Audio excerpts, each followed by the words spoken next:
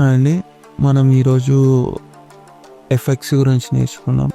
Effects అంటే మనం event run చేసేటప్పుడు ఒక బీట్ సాంగ్స్కి కానీ లేదంటే ఏదైనా పర్ఫార్మెన్స్ అయ్యేటప్పుడు బ్యాక్గ్రౌండ్లో స్ట్రోబ్ ఎఫెక్ట్ కానీ చేజ్ ఎఫెక్ట్ కానీ ఇంకేంది జంపర్ కానీ స్లైస్ జంపర్ కానీ ఎట్లా యూజ్ చేసి మనం ఈవెంట్ని కొంచెం నీట్గా అట్రాక్టివ్గా రన్ చేయవచ్చు మనం చూసాం. సో ఫస్ట్ ఆఫ్ ఆల్ వచ్చేసి బేసిక్ అందరు యూజ్ చేసే ఎఫెక్ట్ స్ట్రోబ్ అండి. సో నేను స్ట్రోబ్కి ఈ కాంపోజిషన్ అయితే నేను కన్వీనియంట్గా సెట్ చేసి పెట్టుకున్నాను. సో స్ట్రోబ్ అంటే ఫస్ట్ మనం ఎఫెక్ట్స్లో స్ట్రోబ్ అని టైప్ చేస్తున్నాను అండి. ఈ స్ట్రోబ్ని నేను కాంపోజిషన్లో డ్రాప్ చేసుకున్నానండి. ఇది ఇట్లా బ్లింక్ అవుతుంది. ఈ బ్లింక్ అవ్వడాన్ని స్ట్రోబ్ అంటారండి.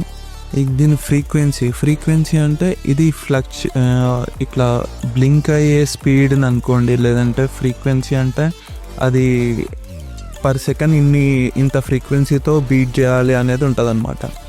సో మనం స్ట్రోబ్ ఎఫెక్ట్ అనేది అప్రాక్స్ 0.96 లేదంటే 0.97 యాజ్ పర్ మీ రిక్వైర్మెంట్ని బట్టి నేను 96 or 97 యూజ్ చేస్తాను. సో యాజ్ పర్ మీ రిక్వైర్మెంట్ని బట్టి మనం ఈ స్ట్రోబ్ ఎఫెక్ట్ అనేది పెట్టుకోవాలండి. దీన్ని ఇట్లా బ్లైండ్ చేసేస్తాను కొద్దిసేపటికి. సో ఇది ఓపెన్ చేయగానే స్క్రీన్ అంతా ఫ్లిక్కర్ అవుతుంది, స్ట్రోబ్ అవుతుంది. ఇది క్లోజ్ చేయగానే ఇక్కడ బటన్ని ప్రెస్ చేస్తుంటే ఓపెన్ క్లోజ్. సో ఇట్లా స్ట్రోబ్ ఎఫెక్ట్ అయితే ఉంటుందండి.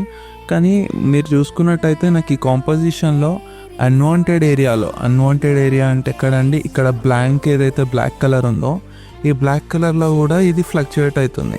సో మనం లాస్ట్ వీడియోలో రిఫైనర్ కానీ స్లైస్ ఎడ్జ్ కానీ యూజ్ చేసేటప్పుడు ఈ స్ట్రోబ్ ఎఫెక్ట్ అనేది దీని పైన ప్లేస్ చేస్తే మనకి ఇది కొట్టేటప్పుడు ఓన్లీ ఇక్కడ లోపలనే మనకి ఫ్లిక్కరింగ్ అనేది కనిపిస్తుంది, అదే ఎఫెక్ట్ అనేది కనిపిస్తుంది అనమాట.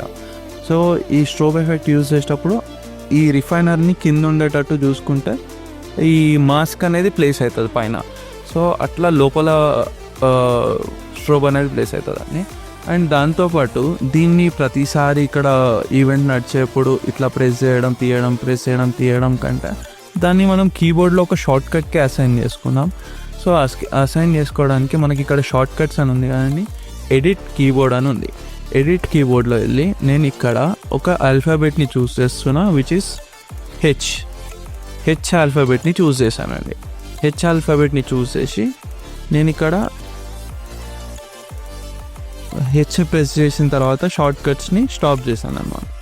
నేను ఎప్పుడైతే హెచ్ ప్రెస్ చేస్తున్నానో అప్పుడు నాకు ఈ ఎఫెక్ట్ అనేది వస్తుంది. మళ్ళీ హెచ్ ప్రెస్ చేసినప్పుడు ఎఫెక్ట్ అనేది పోతుంది.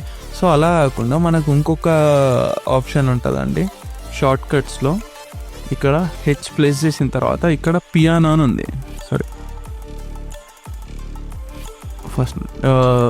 పియానో అని ఉంది. పియానో మీద క్లిక్ చేయగానే ఇది పియానోకి కన్వర్ట్ అవుతుంది. పియానో అంటే ఏంటంటే మనం ఫింగర్స్తో ప్లే చేసే కీబోర్డ్ ఉంటుంది కదా, దాని యాక్షన్ ఎలా ఉంటుంది, ఒకసారి ప్రెస్ చేసినామంటే సౌండ్ వస్తుంది, దాని మీకెళ్ళి ప్రెస్ తీసేయగానే సౌండ్ ఆగిపోతుంది. సో సేమ్ దీంట్లో కూడా ప్రెస్ చేసినంత మట్టుకు మాత్రమే ఎఫెక్ట్ ప్లేస్ అవుతుంది, దాని మీకెళ్ళి చేయగానే ఎఫెక్ట్ అనేది అయిపోతుంది. ఈ పియానో అండ్ ఇన్వర్ట్ని రెండు ఎనేబుల్ చేసుకోవడం వల్ల మనకి బటన్ ఏదైతే ఉంటుందో అది ప్రెస్ చేసినప్పుడు మాత్రమే ఎఫెక్ట్ వస్తుంది, దాని మీకెళ్ళి చేయగానే ఎఫెక్ట్ వెళ్ళిపోతుంది అనమాట. ఈ పియానో ఇంకా ఎఫెక్ట్ ఎప్పుడైతే మనం ఆల్ఫాబెట్ చూస్ చేసుకున్న కీబోర్డ్లో ఎలాంటి బటన్ కీస్ చూస్ చేసుకోగానే షార్ట్ కట్స్ మెన్యూలో కనపడుతుంది అనమాట ఆ పియానో ఇంకా ఇన్వర్ట్ అనేది. ఆ పియానో ఇన్వర్ట్ పెట్టడం వల్ల ఇప్పుడు నేను ప్రెస్ చేసినప్పుడు వస్తుంది, దాని మీదకెళ్ళి చేయగానే వెళ్ళిపోతుంది అనమాట. సో ఇది దీంతో యూజ్ అయ్యే కీబోర్డ్ షార్ట్ కట్ అనమాట. సో షార్ట్ కట్స్ అన్నీ దీంట్లో ఉంటాయి. దీంట్లో కీబోర్డ్ ఎడిట్ చేసుకోవచ్చు. మిడి అంటే మిడి కంట్రోలర్ దొరుకుతుంది, డీజే కంట్రోలర్ లాగా వీజేకి కూడా ఒక కంట్రోలర్ అనుకోవాలి. మిడి అంటే ఫిజికల్ బటన్స్ ఉంటాయి ఫేడర్స్తోని, ఆ ఫేడర్స్ని యూజ్ చేసి మనం స్క్రీన్ ఆపరేట్ చేయడానికి మిడి ఉంటుంది. ఇది ఆన్ స్క్రీన్. ఈ డిఎంఎక్స్ అంటే మన డిఎంఎక్స్ ఛానల్ క్రియేట్ చేసి ఇవన్నీ అసైన్ చేసి లైటింగ్ కన్సోల్ పైన మనం ఆపరేట్ చేసుకోవచ్చు అనమాట స్క్రీన్ని కూడా. సో ఇట్లా మనం ఇట్లా షార్ట్ కట్స్ని యూజ్ చేసుకోవాలంటే అట్లా దీంట్లో మనం అసైన్ చేసుకోవాల్సి ఉంటుంది. వన్స్ అసైన్ చేసుకున్నాక స్టాప్ కొట్టాలండి. స్టాప్ కొట్టాక మనకి ఆ మెన్యూలో నుండి బయటకు వచ్చేస్తాం. సో ఇప్పుడు నేను స్ట్రోబ్ అనే దాన్ని ఇక్కడ హెచ్ పైన అసైన్ చేసుకున్నాను. సో ఇది ఒకటి స్ట్రోబ్ ఎఫెక్ట్ అండి. దీంట్లో మనం ఈ స్ట్రోబ్లోనే మీరు కలర్ ఎట్లా అంటే అట్లా ఏ కలర్ పెడితే ఆ కలర్ స్ట్రోబ్ అవుతూ ఉంటుంది. ఓకే, లేదు నాకు ర్యాండమ్గా కలర్ చేంజ్ కావాలి అంటే మనం ఈ పిక్కర్ ప్లేస్లో ఈ ప్యాలెట్ని చేంజ్ చేసుకొని ప్యాలెట్కి టైం లైన్ ఇచ్చేస్తే ఆటోమేటిక్గా కలర్స్ అన్నీ చేంజ్ అవుతూనే ఉంటాయి అన్నమాట. ఓకే, ఈ ప్యాలెట్లో కూడా బ్లాక్ కలర్ లేకుండా చూస్ చేసుకుంటే ఇక్కడ రైట్ ప్యాలెట్లో క్లిక్ ఇచ్చి రెయిన్బో, దీంట్లో బ్లాక్ లేదు.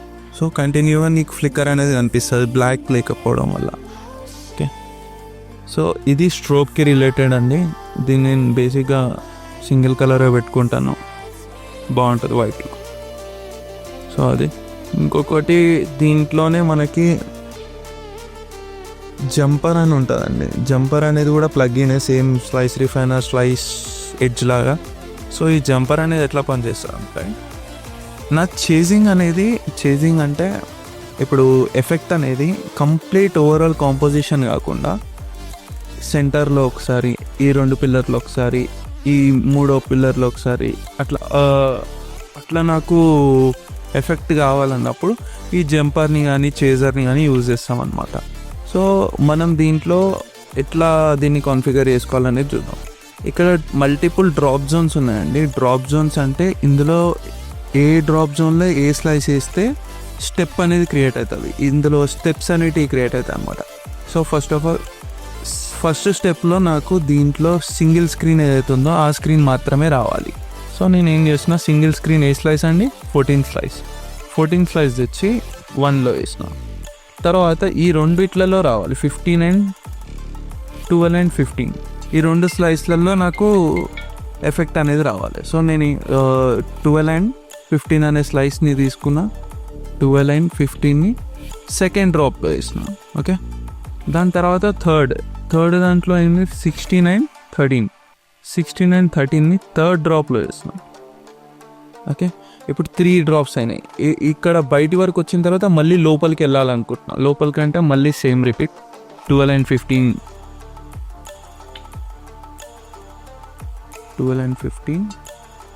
and 14. సో ఇక్కడ నేను 5 గ్రూప్స్ని యూజ్ చేసిన కాబట్టి ఇక్కడ నంబరింగ్ మ్యాండేటరీ. 5 గ్రూప్స్ యూజ్ చేసినామని దీనికి మెన్షన్ చేయాలి, లేదంటే 4 పెట్టామనుకోండి ఈ స్టెప్ రాదనమాట. ఓకే, 5 గ్రూప్స్ యూజ్ చేశాను కాబట్టి 5 గ్రూప్స్ని నేను మెన్షన్ చేసేసాను. సో ఇప్పుడు నాకు ఎఫెక్ట్ ఎలా వస్తుందంటే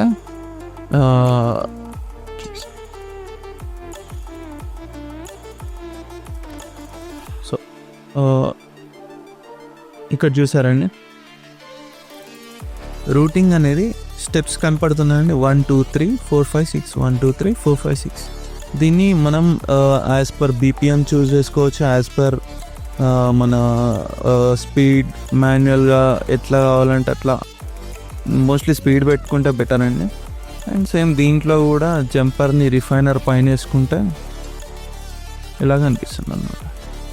ఓకే, దీన్ని చేజర్తో యూజ్ చేస్తారు, దీన్ని స్ట్రోక్ ఏమంటారు చేజర్లా యూజ్ చేస్తారు. కొందరు చేజర్ కొనలేని వాళ్ళు జంపర్ యూజ్ చేస్తారు. చేజర్ క్రాక్ ఉంటే క్రాక్ యూజ్ చేసుకోవచ్చు. ఇది సేమ్ చేజర్ లాగానే జంపర్ అనేది షార్ట్ కట్ అనమాట చేజర్కి. రైట్, దీంట్లో మల్టిపుల్ ఆప్షన్స్ ఉంటాయండి. మీరు ఓపిక ఉన్నప్పుడు ఎక్స్ప్లోర్ చేయండి. రైట్, సో ఇదండి స్ట్రోబ్ ఇంకా జంపర్. సో సేమ్ దీన్ని కూడా షార్ట్ కట్స్లో పోయి జంపర్ మీద జైన్ అసైన్ చేసుకోండి. దీన్ని same piano invert stop, H కొట్టినప్పుడు స్ట్రోబ్ వస్తుంది, జే కొట్టినప్పుడు రూట్ అవుతుంది. సో ఇది ఎఫెక్ట్ అండి. ఇట్లా చాలా ఎఫెక్ట్స్ ఉన్నాయి. మనం ఇంకా ఫర్దర్గా చేజర్ గురించి కానీ ఇంకా చాలా విషయాల గురించి మాట్లాడుకుందాం. అండ్ మెయిన్ థింగ్ ఈ అవుట్పుట్ గురించి ఒక ఫుల్ వీడియో చేస్తానండి. ఇది చాలా ఇంపార్టెంట్ పోర్షన్ అనమాట. దీన్ని ప్రాపర్గా రిజల్యూమ్ గేమ్ అంతా మ్యాపింగ్ కానీ ఏదైనా సరే ఈ అవుట్పుట్ పోర్షన్ గురించే ఉంటుంది. సో దీన్ని ఒక ఫుల్ లెంత్ వీడియో చేయాలి, కొంచెం డ్యూరేషన్ ఎక్కువ ఉంటుందని చెప్పేసి అవుతున్నాను. దీని వీడియో కూడా మీకు అప్కమింగ్ వస్తుంది. సో ఈరోజుకి ఇంతే. Thank you. బాయ్.